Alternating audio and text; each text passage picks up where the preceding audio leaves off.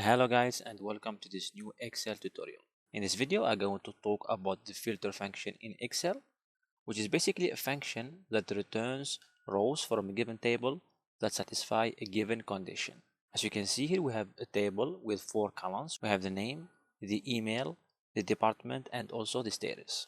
What we are going to do is that we are going to extract all the names or all the rows where the account type is a Gmail account. And to do that, we are going to use the filter function. So basically we write equals to filter, right? As you can see, the first parameter, it will be the array. So our table is from B3 to E10. So we write B3 to E10.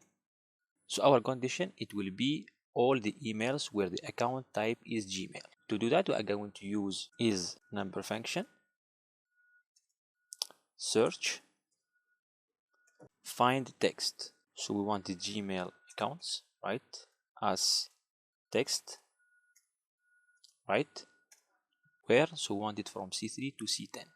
So the array, it will be C3 until C10. So close the first one, the second one, and the third one. Okay, so here it will give us all the rows where the account type is Gmail.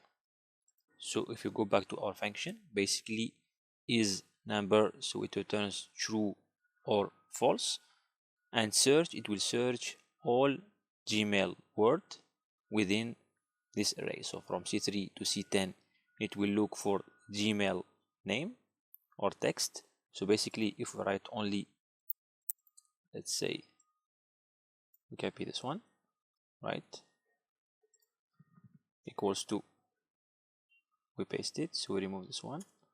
Okay, so basically we have true, false, true, false, true, false, false, true, right?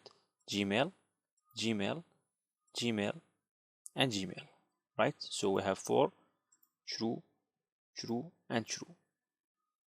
And here we have the corresponding rows, right?